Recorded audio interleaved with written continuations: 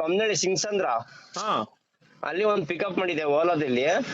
ಹಾ ಓಲಾದಲ್ಲಿ ಪಿಕಪ್ ಮಾಡ್ಕೊಂಡು ಮೈಸೂರಿಗೆ ಹೋಗಿ ಬರೋದು ರೌಂಡ್ ಟ್ರಿಪ್ ಅಂತ ಹಾಕೊಂಡಿದ್ದ. ಹ್ಮ್ ಹೋಗಿದ್ದು ಮತ್ತೆ ಬಂದೆ. ಅವನು ಕನಕಪುರದಲ್ಲಿ ಹೋಗೋಣ ಅಂತಂದ. ಸರಿ ಅವ್ನು ಕನಕಪುರ ಕಡೆನೆ ಬಂದೆ. ಹ್ಮ್ ಅಲ್ಲಿ ಒಂದು ಫ್ಯಾಮಿಲಿನ ಪಿಕಪ್ ಮಾಡ್ದ.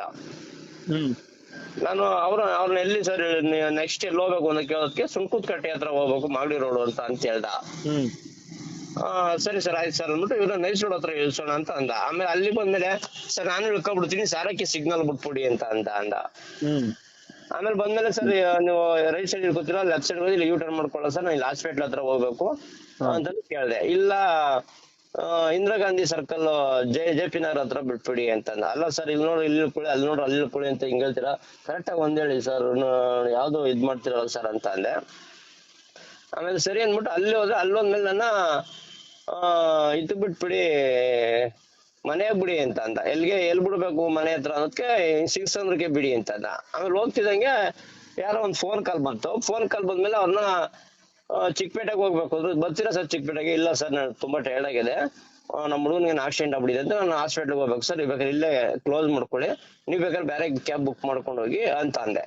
ಇಲ್ಲ ಸರ್ ಬರ್ಲೇಬೇಕು ಸರ್ ಹಂಗೆ ಅಂತ. ಇಲ್ಲ ಸರ್ ಬರೋಕ್ಕಾಗಲ್ಲ, ನಾನು ಚಿಕ್ಕಪೇಟೆಗೆಲ್ಲ ಬರೋಕ್ಕಲ್ಲ, ನೀವು ಬುಕ್ಕಿಂಗ್ ಮಾಡಿರೋದು ನೆನ್ನೆ ಸಂಡೆ, ಈಗ ಮಧ್ಯಂತರ ನೀವು ಯಾರೋ ಗಾಡಿಗೆ ಪಿಕಪ್ ಒಳಗಡೆ ಬರಂಗಿಲ್ಲ, ನಿಮ್ಮ ಒಬ್ರು ಬೇಕಾದ್ರೆ ಹೇಳಿ ಡ್ಯೂಟಿ ಬೇಕಾದ್ರೆ ಮಾಡೋಣ ಅಂತ ಅಂದೆ. ಸರಿ ಮತ್ತೆ ಇದಕ್ಕೆ ಹೋಗಿ ಸುಣ್ಕುತ್ಕಟ್ಟೆಗೆ ಹೋಗೋ ತಿರುಗಿಸೋದನ್ನ ಸುಣ್ಕುತ್ಕಟ್ಟೆಗೆ ಹೋದ್ವಿ. ಸುಣ್ಕುತ್ಕಟ್ಟೆಗೆ ಹೋಗ್ಬಿಟ್ಟು ಒಂದು ರೋಡ್ ಹತ್ರ ನಿಲ್ಸಿಸ್ತ. ಆಮೇಲೆ ಇಲ್ಲೇ ನಿಲ್ಸಿ ಸರ್ ಒಂದ್ ನಿಮಿಷ ನಮ್ಮ ಬಾಸ್ ಇದಾರೆ ಅಂತ ಅಂದ. ಆಮೇಲೆ ನಾನು ಅಲ್ಲೇ ಗಾಡಿ ಸೈಡ್ ಹೋಗ್ತೆ. ಅದೇ ಅಂದ್ಬಿಟ್ಟು ಫ್ಯಾಕ್ಟ್ರಿ ತೋರಿಸ್ತಾ. ಆ ಫ್ಯಾಕ್ಟ್ರಿ ಬಂದು ಇದ್ರದ್ದು ಸರ್ JCP ಐಟಮ್ದು ಇದ್ ಮಾಡೋದು. ಅವ್ನು ನನ್ಗೆ ಹೇಳಿರೋದು ವುಡ್ ಅಂತ ಹೇಳಿದ. ಆಮೇಲೆ ಸರಿ ಮತ್ತೆ ಬನ್ನಿ ಸರ್ ಕಾಫಿ ಗಿಪಿ ಕುಡಿಯೋಣ ಏನೋ ತಿನ್ನೋಣ ಸೈಡ್ಸ್ ಅಂದ್ಬಿಟ್ಟು ಕರ್ಕೊಂಡೋದ. ಸರ್ ತಿಂತೀವಿ ಬಾಸ್ ಫೋನ್ ಮಾಡ್ತಾರೆ ಅಂದ್ಬಿಟ್ಟು ಎಸ್ಕೇಪ್ ಆಗ್ಬಿಟ್ಟಿದ್ದಾನೆ ಸರ್. ಫೋನ್ ಇದ್ ಮಾಡಿದ್ರೆ ರೆಸ್ಪಾನ್ಸ್ ಮಾಡ್ತಾರೆ. ಈಗ ಸ್ವಿಚ್ ಆಫ್ ಮಾಡ್ಕೊಂಡಿದ್ದಾನೆ.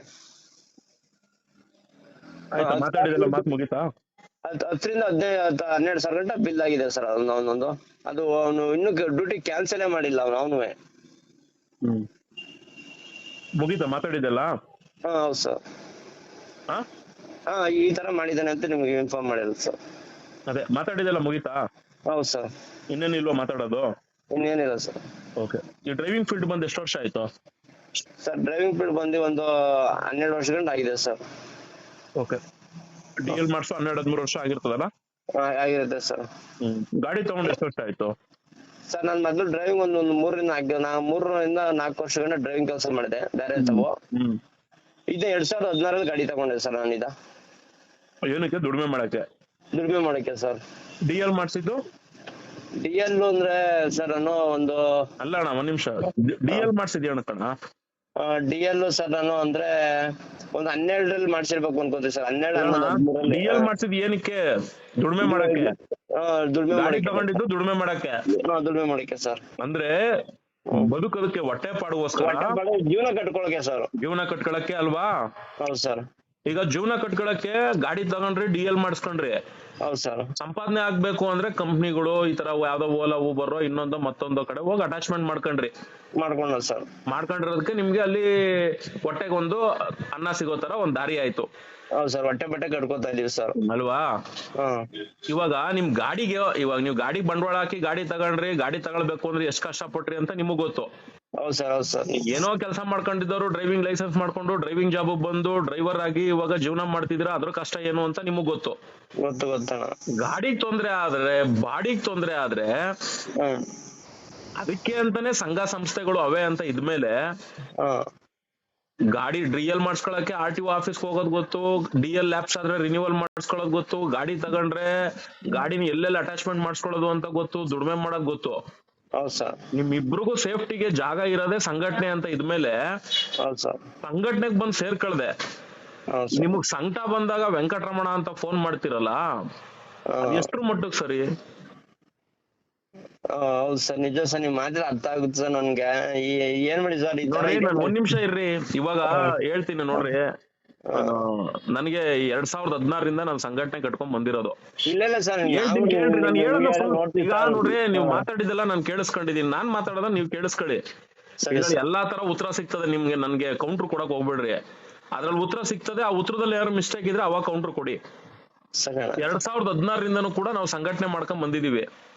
ಈಗ 2026 ಹೆಚ್ಚು ಕಡಿಮೆ 10 ವರ್ಷ ಸಂಘಟನೆ ಆಯ್ತು. 10 ವರ್ಷದಿಂದನೂ ಕೂಡ ಡ್ರೈವರ್ಗೋಸ್ಕರ ಅಂತ ಸಂಘಟನೆ ಮಾಡ್ಕೊಂಡು ಡ್ರೈವರ್ಗಳ್ದು ಏನೇ ಸಮಸ್ಯೆ ಇದ್ರೂ ಕೂಡ ಸಂಘಟನೆಯಲ್ಲಿ ಬಂದು ಸೇರ್ಕೊಳ್ರಪ್ಪ, ನಿಮ್ಗೆ ಏನೇ ತೊಂದರೆ ಎದುರಾದ್ರೂ ಕೂಡ ನೀವು ಸಂಘಟನೆಗಳಲ್ಲಿ ಇದ್ದಾಗ ಒಗ್ಗಟ್ಟಾಗಿರ್ತೀರಿ, ಏನೇ ತೊಂದರೆ ಆದ್ರೂ ಕೂಡ ಗ್ರೂಪ್ ಅಲ್ಲಿ ಅಪ್ಡೇಟ್ ಕೊಡಿ. ಇಲ್ಲಿ ನಿಮ್ಗೋಸ್ಕರ ನೋಡ್ರಿ, ಪೊಲೀಸ್ನವ್ರಿಗೆ ಕೆಲಸ ಮಾಡ್ಲಿ ಬಿಡ್ಲಿ ಅವ್ರಿಗೆ ಸಂಬಳ ಬರ್ತಾ ಇರ್ತದೆ. ಸಾರ್ ನನಗೆ ಹಿಂಗ್ ಅನ್ಯಾಯ ಆಗ್ಬಿಟ್ಟೈತೆ ಅಂತ ಹೋಗಿ ಕಂಪ್ಲೇಂಟ್ ಕೊಟ್ರೆ ಅವರು ಯಾವ್ದಕ್ ಕಂಪ್ಲೇಂಟ್ ತಗೊಳ್ಬೇಕು, ಯಾವ್ದಕ್ FIR ಮಾಡ್ಬೇಕು ಅನ್ನೋದು ಮಾತ್ರ ಅವ್ರಿಗೆ ಗೊತ್ತಿರ್ತದೆ. ಸಣ್ಣ ಪುಟ್ಟ ವಿಚಾರಕ್ಕೆಲ್ಲ ಅವರು ತಲೆ ಕೆಡಿಸ್ಕೊಂಡು ನಿಮ್ಗೆ ಅನುಕೂಲ ಮಾಡ್ಕೊಡೋ ಅಂತ ವ್ಯವಸ್ಥೆಯಲ್ಲಿ ಪೊಲೀಸ್ ಇಲಾಖೆ ಅಂತೂ ಇಲ್ಲ. ಯಾಕೆ ಅಂದ್ರೆ ಅವ್ರು ನೀವು ಪೊಲೀಸ್ ಸ್ಟೇಷನ್ ಮೆಟ್ಲು ಹತ್ತಿದ್ರು ಅವ್ರಿಗೆ ಸಂಬಳ ಬರ್ತದೆ, ನೀವು ಹತ್ತದೇ ಹೋದ್ರು ಸಂಬಳ ಬರ್ತದೆ. ಇಲ್ಲಿ ನಮ್ಮ ರಕ್ಷಣೆನ ನಾವು ಮಾತ್ರನೇ ಮಾಡ್ಕೊಳಕ್ ಸಾಧ್ಯ.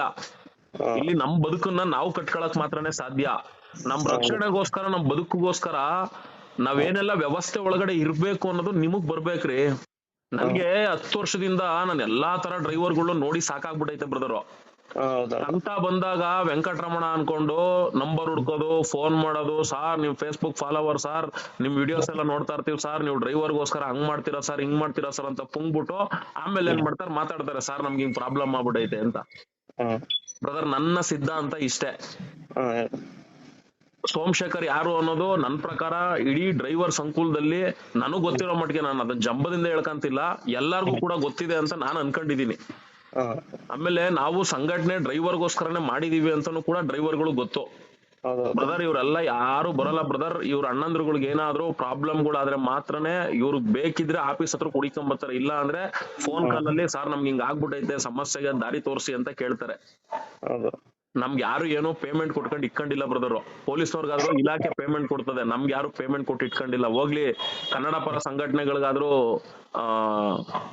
ಸರ್ಕಾರ ವರ್ಷಕ್ಕೆ ಇಷ್ಟು ಅಂತ ದುಡ್ಡು ಕೊಡ್ತಾರೆ. ಇಲ್ಲಿ ನಮ್ ಸಂಘಟನೆಗಳಿಗೆ ಯಾವ ಸರ್ಕಾರನು ಏನೋ ದುಡ್ಡು ಕೊಡಲ್ಲ ಬ್ರದರ್. ನಾವು ಡ್ರೈವರ್ಗಳಾಗಿದ್ದೀವಿ, ಸಂಘಟನೆಯಲ್ಲಿ ಇರ್ಬೇಕು. ನಮಗ್ ತೊಂದ್ರೆ ಆದ್ರೆ ಒಬ್ಬ ಸಂಘಟನೆ ಮೆಂಬರ್ ಆಗಿದ್ರೆ ಬರ್ರಿ ರೀ, ನಾನ್ ಸಂಘಟನೆ ಮೆಂಬರ್ ಆಗಿದ್ದೀನಿ, ನನ್ಗೆ ಇಂಥದೊಂದು ಪ್ರಾಬ್ಲಮ್ ಆಗೈತೆ, ಬನ್ರಿ ಸಾಲ್ವ್ ಮಾಡ್ಕೊಡ್ರಿ ಅಂತ ಕರೆಯೋದ್ರಲ್ಲಿ ಒಂದ್ ಅರ್ಥ ಐತೆ, ಅದಕ್ಕೊಂದ್ ಗತ್ತಿರ್ತದೆ. ಏನು ಅಲ್ದೇನೆ ನನ್ಗೆ ಹೆಲ್ಪ್ ಮಾಡ್ಬಿಟ್ಟು ಬನ್ನಿ ಅಂದ್ರೆ ನಿಮ್ ಕುಟುಂಬದವ್ರಿಗೆ ಫೋನ್ ಮಾಡ್ಬಿಟ್ಟು ಈ ಸ್ಟೋರಿ ಹೇಳಿ ಯಾರಾದ್ರೂ ಬರ್ತಾರ ಅಂತ, ಅಣ್ಣ ನನ್ಗೆ ಇವತ್ ಕೆಲಸ ಐತೆ, ಇವತ್ ನಾನ್ ಡ್ಯೂಟಿಗೆ ಹೋಗ್ಬೇಕು, ನಿನ್ ಹಿಂದೆ ಅಲ್ಕೊಂಡ್ ಕೂತ್ಕೊಂಡ್ರೆ ನನ್ ಹೊಟ್ಟೆ ಪಾಡ್ ಯಾರು ಕೊಡ್ತಾರೆ, ನನ್ ಕಮಿಟ್ಮೆಂಟ್ 108 ಐತೆ ಅಂತಾರೆ. ನಿಮ್ ಕುಟುಂಬಸ್ಥರೇ ನಿಮಗ್ ಬರಲ್ಲ. ಅಂತದ್ರಲ್ಲಿ ನಿಮ್ಗೋಸ್ಕರ ಅಂತ ಡ್ರೈವರ್ ಸಂಘಟನೆ ಮಾಡ್ಕೊಂಡು ಈ ತರ ತೊಂದರೆಗಳಾದ್ರಾಗ ಎಲ್ಲ ಬಂದ್ ನಿಂತ್ಕಂತಾರಲ್ಲ, ನೀವೆಲ್ಲ ಸಂಘಟನೆ ಒಳಗಡೆ ಇರೋದಕ್ಕೆ ಏನ್ ರಯ್ಯ ದಾಡಿ ನಿಮ್ಗಳಿಗೆ? ಅಲ್ರಿ, ಇವಾಗ ಇಷ್ಟೆಲ್ಲ ಸಮಸ್ಯೆಗಳನ್ನ ಮಾತಾಡ್ತಿದ್ರಲ್ಲ, ಈಗ ಒಬ್ಬ ಕಸ್ಟಮರ್ ಇಷ್ಟು ವರ್ಷ ನೀವು ಡ್ರೈವಿಂಗ್ ಎಕ್ಸ್ಪೀರಿಯನ್ಸ್ ಲೈನ್ ಅಲ್ಲಿ ಇದ್ದವರು, ಒಬ್ಬ ಕಸ್ಟಮರ್ ಗಾಡಿಗೆ ಹತ್ತಾದ್ಮೇಲೆ ಅವ್ನ ನಡ್ಸ್ಕೊಳ್ಳೋ ಅಂತ ಆಕ್ಟಿವಿಟೀಸ್ ಗಳನ್ನ ನೋಡಿದಾಗ್ಲೇ ಎಂತವನ್ಗಾದ್ರೂ ಡೌಟ್ ಬರಕ್ ಶುರುವಾಗುತ್ತೆ. ಇವ್ನ್ ಯಾಕೋ ಹಿಂಗೆಲ್ಲ ಆಟ ಆಡಿಸ್ತವನೆ ಅಂದ್ರೆ ಇವ್ನ ಮೇಲೆ ಯಾಕೋ ಡೌಟ್ ಬರ್ತೈತಲ್ಲ ಅಂತ. ಆಗ ಗ್ರೂಪ್ ಅಲ್ಲಿ, ನೀವು ಸಂಘಟನೆ ಗ್ರೂಪ್ ಅಲ್ಲಿ ಇದ್ರೆ, ಬ್ರದರ್ ನೋಡಿ ಹಿಂಗೊಂದ್ ಯಾವ್ದೋ ಬಾಡಿಗೆ ಬಂದಿದೀನಿ, ಇವ್ನ ಯಾರೋ ಕಸ್ಟಮರ್ ಹಿಂಗೆಲ್ಲ ಗಾನ ನಕ್ರ ನಾಟಕಗಳು ಹಿಂಗೆಲ್ಲ ಆಡ್ತಾವನೆ, ಏನ್ ಮಾಡ್ಬೋದು ಅನ್ನೋ ತರ ಎಲ್ಲ ನೀವು ಗ್ರೂಪ್ ಅಲ್ಲಿ ಅಪ್ಡೇಟ್ ಕೊಟ್ರೆ, ಅವಾಗ ಈ ಡ್ರೈವಿಂಗ್ ಫೀಲ್ಡ್ ಅಲ್ಲಿ ನಾನಾ ತರ ಅನುಭವ ಪಡ್ಕೊಂಡಿರೋ ಡ್ರೈವರ್ಗಳು ಇರ್ತಾರ ಆ ಗ್ರೂಪ್ ಗಳಲ್ಲಿ. ಬ್ರದರ್ ಹಿಂಗಲ್ಲ, ಹಿಂಗ್ ಮಾಡ್ಕೊಳ್ಳಿ ಬ್ರದರ್, ನಿಮ್ ಕೇರ್ಫುಲ್ ಆಗಿ ಹಿಂಗಿರಿ ಬ್ರದರ್ ಅಂತ ಎಲ್ಲ ಹೇಳ್ತಾರೆ. ಆ ಬಡ್ಡಿ ಮಗೊಂದ್ ಒಂದ್ ಫೋಟೋನು ನೀವ್ ಇಟ್ಕೊಂಡಿಲ್ಲ. ಇಲ್ಲ ಸರ್, ಫೋಟೋ ಇಟ್ಕೊಂಡಿಲ್ಲ. ಹೋಗ್ಲಿ, ಅವ್ನ ನಂಬರ್ನ ಸೇವ್ ಮಾಡ್ಕೊಂಡು ವಾಟ್ಸ್ಆಪ್ DP ಹುಡ್ಕನ ಅಂದ್ರೆ ಅವ್ನ್ DP ಫೋಟೋಗಳು ಹಾಕಲ್ಲ ನನ್ ಮಕ್ಳು. ಹಾಕಿಲ್ಲ. ಅವ್ರದೆಲ್ಲ ಇಂಥದ್ದೇ ಕುಲ್ಕಸ್ಬಾಗಿರ್ತವೆ. ಹಂಗಿದ್ಮೇಲೆ ಅವ್ರನ್ನ ಎಲ್ಲೋಗಿ ಹುಡುಕ್ತೀರಾ, ಯಾವ ಪೊಲೀಸ್ ಸ್ಟೇಷನ್ ಹೋಗಿ ಏನು ಅಂತ ಕಂಪ್ಲೇಂಟ್ ಕೊಡ್ತೀರಾ? ನೋಡ್ರಿ, ಓಲಾ, ಊಬರ್, ರ್ಯಾಪಿಡೋ ಯಾವ್ದೇ ಆಗಿರ್ಲಿ, ಅವನು ಕಸ್ಟಮರ್ ಬುಕ್ ಮಾಡ್ಕೊಂಡ್ ನಿಮ್ ಗಾಡಿಗೆ ಹತ್ತದ ಅಷ್ಟೇ. ಅದು ಟ್ರಿಪ್ ಎಂಡ್ ಆದ್ಮೇಲೆ ದುಡ್ಡು ಇಸ್ಕೊಳ್ಳೋದು ಬಿಡೋದು ಎಲ್ಲ ನಿಮ್ ಜವಾಬ್ದಾರಿ. ನೀವು ಪೊಲೀಸರ್ಗೆ ಹೋಗಿ ದುಡ್ಡು ಇಸ್ಕೊಂತಿರೋ, ಇಲ್ಲ ಅವ್ನು ಹೊಡೆದ್ ಬಿಡೋದು ದುಡ್ಡು ಇಸ್ಕೊಂತಿರೋ, ಅದು ನಿಮ್ ಜವಾಬ್ದಾರಿ. ಅದನ್ ಬಿಟ್ಬಿಟ್ಟು ಈಗ ನಂದು ಹಂಗೆ ಇನ್ನೂ ಟ್ರಿಪ್ ಎಂಡ್ ಆಗಿಲ್ಲ ಸರ್, ನನ್ ಮಗ ಈ ಕೆಲಸ ಮಾಡ್ಬಿಟ್ಟವನೆ ಅಂದ್ರೆ ನೀವು ಟ್ರಿಪ್ ಎಂಡ್ ಮಾಡ್ಲೇಬೇಕು. ಮಾಡ್ತೀರಾ? OTP ಕೊಡಲ್ಲ, ಅವ್ನ್ ಇಲ್ಲ. ಹೋಗ್ಲಿ, ಟ್ರಿಪ್ ಎಂಡ್ ಮಾಡಿದ ತಕ್ಕನಾಗಾದ್ರೂ OTP ಕೊಡ್ಬೇಕು ಅಂದ್ರೆ ಅವ್ನ್ ಇಲ್ಲ ಅಂದ್ರೆ ಹೋಗ್ಲಿ ಓಲಾ ಊಬರ್ ಆಫೀಸು, ಹೋಗ್ಲಿ ಓಲಾ ಆಫೀಸ್ ಎಲ್ಲ ಐತೆ ಅಂತ ಆದ್ರೂ ಗೊತ್ತಾ? ಮುರುಗೇಶ್ಪಾಳ್ಯದಲ್ಲಿ ಇದೆ ಸರ್. ಹೌದಣ್ಣ, ಸರಿ, ಹೋಗ್ಬಿಟ್ಟು ಅಲ್ಲಿ ಟ್ರಿಪ್ ಎಂಡ್ ಮಾಡ್ಬಿಟ್ಟು ಅದೇ ಮುರುಗೇಶ್ಪಾಳ್ಯದ ಹತ್ರ ಮುಂದೆ ನಿಂತ್ಕೊಂಡು ಅದ್ ಯಾವ ಆಫೀಸ್ ಐತೋ ಅಲ್ಲಿ ಹೋಗ್ಬಿಟ್ಟು OTP ಇಸ್ಕೊಂಡ್ ಹಾಕೋಣ ನೋಡ್ತೀನಿ. ಮುರುಗೇಶ್ಪಾಳ್ಯದಲ್ಲಿ ಅವಾಗ ಹೋಗಿದ್ದಾಗ ಅದಕ್ಕೆ ಅಣ್ಣ ಹೇಳೋದು. ನೋಡೋಣ, ಒಂದ್ ಹೇಳ್ತೀನಿ, ನಾನು ಕಷ್ಟಪಟ್ಟು ದುಡಿತೀನಿ ಅನ್ನೋದಲ್ಲ ಇಂಪಾರ್ಟೆಂಟು, ನಾನ್ ದುಡಿಬೇಕು ಅಂದಾಗ ಅದಕ್ಕೆ ಸರಿಯಾದ ರೀತಿಯಲ್ಲಿ ವ್ಯವಸ್ಥೆ ಇದೆಯಾ ಅಂತ ನೋಡ್ಕೊಂಡು ದುಡಿಬೇಕು. ನಾನ್ ಕಷ್ಟಪಟ್ಟು ದುಡಿತಿದೀನಿ ಅನ್ಕೊಂಡು ಹೋಗಿ ಈ ತರ ಯಾಮಾರಿದ್ರೆ ನಿನ್ ಕಷ್ಟಕ್ಕೆ ಏನು ಪ್ರಯೋಜನಕ್ಕೆ ಬರಲ್ಲ. ಇಲ್ಲಿ ಯಾಮಾರಿಸಿ ಬದುಕೋ ಅಂತವ್ರ ಜಗತ್ತಿದು. ನಿಜ ಸರ್. ಇಲ್ಲಿ ನಿನ್ ಕಷ್ಟಕ್ಕೆ ಬೆಲೆ ಇಲ್ಲ. ನಿನ್ ಕಷ್ಟಕ್ಕೆ ಬೆಲೆ ಬರ್ಬೇಕು ಅಂದ್ರೆ ನೀನ್ ಕೇರ್ಫುಲ್ ಅಲ್ಲಿ ನೀನ್ ಇರ್ಬೇಕು. ಹೋಗ್ಲಿ ನೀನ್ ಡ್ಯೂಟಿ ಮಾಡಿದ್ಯಲ್ಲ, ಅವನ ಹತ್ರ ಡೀಸೆಲ್ ಅಡ್ವಾನ್ಸ್ ಅಂತ ದುಡ್ಡು ಇಸ್ಕೊಂಡಿದ್ಯಾ? 10 ರೂಪಾಯಿ ಒಂದ್ ಟೀನು ಕೊಡಿಸ್ಲಿಲ್ಲ ಸರ್. ಹೋಗಲ್ಲ. ಇವಾಗ ಎಷ್ಟಾಗೈತೆ ಖರ್ಚೆಲ್ಲ? ಮಾಮೂಲಿ ಡೀಸೆಲ್ ಒಂದ್ 3,000 ಕೂಡ ಹೋಗಿದೆ ಸರ್. ಡೀಸೆಲ್ 3,000. ಗಾಡಿದ್ ಒಂದ್ ದಿನ ಸಂಪಾದನೆ ಸಡನ್ ಗಾಡಿ ಅಲ್ವಾ? ಸಡನ್ ಗಾಡಿ ಒಂದ್ ನಿಮಿಷ ಇರಿ, ಒಂದ್ ದಿನಕ್ಕೆ 1,500 ರೂಪಾಯಿ ಲೆಕ್ಕ ಹಾಕೊಂಡ್ರಿ ಸಡನ್ ಗಾಡಿಗೆ. 3,500 ಪ್ಲಸ್ 2 ದಿನನಾ? ನೆನ್ನೆ ಮಧ್ಯಾಹ್ನ ಬಂದ್ಬಿಟ್ಟು 2 ದಿನಾನೇ ಅನ್ಕೊಳ್ಳಿ. 3,000, ಅದೊಂದ್ 3,000, 6,000. ನಿಂದು ಕೂಲಿ ಅಂತ 1,000 ರೂಪಾಯಿ ಅಂತ ಲೆಕ್ಕ ಹಾಕಿದ್ರು 2,000. 8,000 ರೂಪಾಯಿ ನಿನ್ ತಲೆ ಮೇಲೆ ಲಾಸ್ ಆಗೈತೆ. ನೀನ್ ಬರೀ 3,000 ರೂಪಾಯಿ ಅಂತ ಯೋಚನೆ ಮಾಡ್ಕೊಂಡ್ ಕೂತಿದ್ಯಾ. ನಿನ್ ಶ್ರಮ ಏನಾಯ್ತು? ಗಾಡಿ ಓಡಿರೋದು, ಅದ್ರದ್ದು EMI ಖರ್ಚು, ಡಾಕ್ಯುಮೆಂಟ್ ಖರ್ಚು, ಅದೆಲ್ಲ ಏನಾಯ್ತು? ಎಲ್ಲ 8,000 ರೂಪಾಯಿ ಲಾಸು. ನೀನ್ ಕಷ್ಟ ಪಟ್ಟಿದ್ಯಾಪ. ನೀನ್ ಬೆವ್ರ ನೀರ್ ಸುರಿಸಿ ಹೊಟ್ಟೆಗೆ ಬಟ್ಟೆಗೆ ಊಟ ಮಾಡ್ದಂಗೆ ಅಲ್ಲೆಲ್ಲ ತಿರ್ಗಾಡ್ಕೊಂಡ್ ಬಂದು ಕಷ್ಟ ಪಟ್ಟಿದ್ಯಾ. ಸಾರ್ಥಕತೆ ಏನ್ ಬಂತು? ಏನು ಬರಲ್ಲ. ಎಲ್ಲ ಹೇಳ್ತಾರೆ ಕಷ್ಟಪಟ್ಟು ದುಡಿಬೇಕು ಅವಾಗ್ಲೇ ಭಗವಂತ ಕೈ ಹಿಡಿಯೋದು ಅಂತ. ಹೌದು, ಕೈ ಹಿಡಿತಾನೆ, ಒಳ್ಳೆತನಕ್ಕೆ ಇಲ್ಲ ಅಂತ ನಾನು ಹೇಳಲ್ಲ. ಇಲ್ಲಿ ಕಷ್ಟಪಟ್ಟು ದುಡಿಯೋರಿಗೆ ಮೋಸ ಹೋಗ್ತಾ ಇರ್ತಾರಲ್ಲ. ಯಾಕೆ ಅಂದ್ರೆ ದುಡಿಯೋದಕ್ಕೆ ತಕ್ಕನಂತೆ ಆ ದುಡಿಮೆ ದಾರಿಯಲ್ಲಿ ಏನ್ ವ್ಯವಸ್ಥೆಲಿ ಇರ್ಬೇಕು ಅನ್ನೋದು ಅಷ್ಟೇ ಇಂಪಾರ್ಟೆಂಟ್. ನಾನು ಇದನ್ನೇ ಡ್ರೈವರ್ಸ್ ಗಳಿಗೆ ಹೇಳೋದು. ಅಣ್ಣಂದ್ರುಗಳು ಕಿವಿ ಮೇಲೆ ಹೋಗಲ್ಲ. ಅವ್ನ ಯಾವನ ಹೇಳ್ತಾನೆ ಬರಲಿ, ಅದ್ ಹಂಗೆ ಇದ್ ಹಿಂಗೆ, ಅವ್ನ ಹಂಗೆ ಇವ್ನ ಹಿಂಗೆ, ಬರೀ ಅವ್ರ ತಿಕ್ಕದ ಬಗ್ಗೆ ಮಾತಾಡ್ಕೊಂಡ್ ಬದುಕವ್ರೆ ಇವರೆಲ್ಲ. ಅಷ್ಟೇ, ಏನು ಮಾಡಕ್ ಆಗಲ್ಲ. ಡೈರೆಕ್ಟ್ ಓಲಾ ಆಫೀಸಿಗೆ ಹೇಳಿದ್ರಲ್ಲ ನೀವು ಮುರುಗೇಶ್ ಪಾಳ್ಯ ಅಂತ, ಅಲ್ಲಿಲ್ಲ ಮುರುಗೇಶ್ ಪಾಳ್ಯದಲ್ಲಿಲ್ಲ ಓಲಾ ಆಫೀಸು. ಅಲ್ಲಿದೆ ಅಂತ ಅಂದ್ರು ನಮ್ ಫ್ರೆಂಡ್. ನಿಮ್ ಫ್ರೆಂಡ್ ಅಲ್ಲಿ ಹೋಗಿ ಕೋರಮಂಗಲ ಇದೆಯಲ್ಲ, ಆ ಸಿಗ್ನಲ್ ಆದ್ಮೇಲೆ ಇನ್ನ ಮುಂದೆ ಹೋದ್ರೆ ಇನ್ನೊಂದ್ ಸಿಗ್ನಲ್ ಬರೋದ್ ಗೊತ್ತಾ? ಆಡ್ಗೋಡಿ ಕಡೆ ಸರ್, ಇಲ್ಲ ಈ ಕಡೆ ಆಡ್ಗೋಡಿ ಗಡಿಕೆ. ಅಲ್ಲಿ ಆ ಸಿಗ್ನಲ್ಗೂ ಬಿಫೋರ್ ಲೆಫ್ಟ್ ಸರ್ವಿಸ್ ರೋಡ್ ಎಳ್ಕಂತೀರ ಗೊತ್ತಾ? ಆ ಕಡೆಗೆ ಸಿಗ್ನಲ್ ಪಾಸ್ ಮಾಡ್ಕೊಂಡು ಹೋಗ್ಬಿಡೋಣ ಅಂತ. ಈಗ ಸರ್ ನಾವು ಚೆಂಜಾನ್ಸ್ ಸಿಗ್ನಲ್ ಇಂದ ಬರ್ತೀವಿ. ಚೆಂಜಾನ್ಸ್ಗೆಲ್ಲ ಬರ್ಬೇಡ ಮಾರಾಯ. ನೀನ್ ಈ ಕಡೆ ಈಗ brigade road, MG road, brigade road ಇಂದ ಸ್ಟ್ರೈಟ್ ಬಂದ್ರೆ ಫೋರಮ್ ಅಲ್ಲಿ ಬರಲ್ವಾ? ಫೋರಮ್ ಅಲ್ಲಿ ಬರುತ್ತೆ. ಫೋರಮ್ ಅಲ್ಲಿ ಸಿಗ್ನಲ್ ಐತಾ? ಸಿಗ್ನಲ್ ಐತೆ. ಸಿಗ್ನಲ್ ದಾಟ್ಬಿಟ್ಟು ಒಂಚೂರು ಮುಂದೆ ಬಂದ್ರೆ ಇನ್ನೊಂದ್ ಸಿಗ್ನಲ್ ಬರಲ್ವಾ? ಬರುತ್ತೆ. ಸಿಗ್ನಲ್ ಹೋಗ್ಬೇಡ. ಸಿಗ್ನಲ್ ಪಕ್ಕದಲ್ಲಿ ಸರ್ವಿಸ್ ರೋಡ್ ಐತೆ ಗೊತ್ತಾ? ಐತೆ. ಸರ್ವಿಸ್ ರೋಡ್ ಕಾರ್ನರ್ ಅಲ್ಲಿ ಒಂದು ಟೆಕ್ ಪಾರ್ಕ್ ಐತೆ. ಟೆಕ್ ಪಾರ್ಕ್ ಐತೆ. ಟೆಕ್ ಪಾರ್ಕ್ ಒಳಗಡೆ ಓಲಾ ಆಫೀಸ್ ಮಾಡ್ಕೊ. ಬಜಾಜ್ ಫೈನಾನ್ಸ್ ಐತೆ ಒಂದ್ ಟೆಕ್ ಪಾರ್ಕ್. ಆ ಸಿಗ್ನಲ್ ಲೆಫ್ಟ್ ಸೈಡ್ ಅಲ್ಲಿ ಓಲಾ ಆಫೀಸ್ ಒಳಗಡೆ ಇರೋದು. ಒಳಗಡೆ ಅಲ್ಲಿ ಸೆಕ್ಯೂರಿಟಿಗೆ ಹೋಗಿ ಓಲಾದಲ್ಲಿ ಹಿಂಗ್ ಆಗೈತೆ ಅಂತ ಹೇಳಿ, ನೀವು ಓಲಾದವನ ಆಮೇಲೆ ಒಳಗಡೆ ಕರ್ಸ್ಕೊಂಡವನ ಅವನೇ ಆಚೆಗೆ ಬರ್ತಾನ ನೋಡಿ. ನೋಡ್ಬಿಟ್ಟು ಅವ್ನ ಈ ತರ ಎಲ್ಲಾ ಮಾಡಿದಾನೆ, ಅವ್ನ್ ಡೀಟೇಲ್ಸ್ ಕೊಡಿ, ಟ್ರಿಪ್ ಎಂಡ್ ಮಾಡಿ ಇದು ಅಂತ ಹೇಳಿ ಟ್ರಿಪ್ ಎಂಡ್ ಮಾಡ್ಸಿ ಅವ್ನ ಡೀಟೇಲ್ಸ್ ಏನ್ ಕೊಡ್ತಾರ ಈಸ್ಕೊಂಡು, ಅವ್ನು ಎಲ್ಲಿ ನಿಮ್ಮನ್ನ ಪಿಕಪ್ ಮಾಡ್ಕೊಂಡಲ್ಲ ಜಾಗ, ಅವ್ನ ಮೊಬೈಲ್ ನಂಬರ್ ಎಲ್ಲ ಕೊಟ್ಬಿಟ್ಟು ಪೊಲೀಸ್ ಸ್ಟೇಷನ್ ಅಲ್ಲಿ ಹಿಂಗೆ ನಾನು ಮೋಸ ಮಾಡಿದ್ದೇನೆ ಸರ್, ಹೆಚ್ಚು ಕಡಿಮೆ 8,000 ರೂಪಾಯಿ, 10,000 ರೂಪಾಯಿ ಲಾಸ್ ಆಗಿದೆ, ನೀವು ನಂಬರ್ ಮೇಲೆ ಕಂಪ್ಲೇಂಟ್ ತಗೊಳ್ಳಿ ಅಂತ ದೂರ್ ಕೊಟ್ಬಿಟ್ಟು ಒಂದ್ NCR ಮಾಡಿಸಿ, ಆಮೇಲೆ ಪೊಲೀಸ್ ಸ್ಟೇಷನ್ಗೆ ನಾವ್ ಎಂಟ್ರಿ ಕೊಡ್ಬೇಕು. ನಾವ್ ಎಂಟ್ರಿ ಕೊಟ್ಟು ಇವ್ನ NCR ಮಾಡ್ಸಿದಾನಲ್ಲ, ಈ ನಂಬರ್ ಮೇಲೆ ನೀವೇನ್ ಕ್ರಮ ತಗೊಂಡ್ರಿ, ಅವ್ನ ನಂಬರ್ ಟ್ರ್ಯಾಕ್ ಮಾಡಿದ್ರ, ಇವ್ನ್ ಯಾರು ಏನು ತೆಗೆದ್ರೆ ಅವ್ನ ಡೀಟೇಲ್ಸ್ ಅಂತ ಆಮೇಲೆ ಕೇಳ್ಬೇಕು.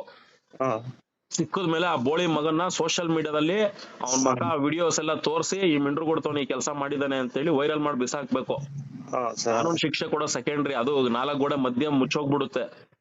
ಸೋಷಿಯಲ್ ಮೀಡಿಯಾದಲ್ಲಿ ಹಾಕಿದ್ರೆ ಅವ್ನಿಗೆ ಇಡೀ ಅವ್ರ ಕುಟುಂಬಸ್ಥರುಗಳು ಜನ ಎಲ್ಲ ನೋಡಿ ಕ್ಯಾಕುರ್ಸ್ ಮಕ್ಕೋಗಿತಾರಲ್ಲ, ಅವಾಗ ಅಂತ ನನ್ ಮಕ್ಳು ಸಾಯೋದು. ಅಲ್ಲಿವರೆಗೂ ಇರೋ ಮಕ್ಳು ಸಾಯಲ್ಲ. ಇವ್ರು ಅವ್ರು ಸಾಯವಲ್ಲ ಬಿಡಿ ಸರ್, ಅಂತ ಜನ ಅವರು ರೀ ಎಲ್ಲಾರು ಸಾಯ್ಲೇಬೇಕು.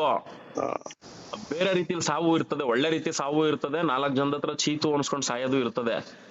4 ಜನದ ಹತ್ರ ಚೀತು ಅನ್ಸ್ಕೊಂಡ್ ಸಾಯೋದೈತಲ್ಲ, ಅದ್ರ ನರ್ಕ ಅದು. ಆತರ ಮಾಡ್ಬೇಕು. ಅವ್ನ ಬಗ್ಗೆ ಸೋಷಿಯಲ್ ಮೀಡಿಯಾದಲ್ಲಿ ಹಾಕ್ದ ಅವ್ರ ಕುಟುಂಬಸ್ಥರಿಗೆಲ್ಲ ಅವ್ನ ಯಾರು ಏನು ಅಂತ ಗೊತ್ತಾಯ್ತದ, ಅವ್ನ ಅಕ್ಕಪಕ್ಕದ ಮನೆಯವ್ರಿಗೆಲ್ಲ ಗೊತ್ತಾಯ್ತದ. ಮೊದ್ಲು ಕಂಪ್ಲೇಂಟ್ ಮಾಡಲ್ಲ ಹೋಗ್ಬಿಟ್ಟು ನೀವ್ ಹೇಳ್ದಂಗ. ಏನ್ ಹೇಳ್ದೆ ನಾನು? ಅದೇ ಓಲಾ ಆಫೀಸ್ ಹೋಗ್ಬಿಟ್ಟು ಒಂದು ಪೂರ್ತಿ ಡೀಟೇಲ್ ತಗೊಂಡಿದ್ದಾರೆ. ಆಗ್ಬಾರ್ದೇನ್ರಿ, ಡಿವೈಸ್ ಫ್ರೀ ಆಗ್ಬಾರ್ದೇನ್ರಿ? ಟ್ರಿಪ್ ಎಂಡ್ ಮಾಡಿ ಕಮಿಷನ್ ಬೀಳುತ್ತೆ, ನೀವೇ ಕಟ್ಬೇಕು, ಅದ್ ಏನು ಮಾಡಕ್ ಆಗಲ್ಲ.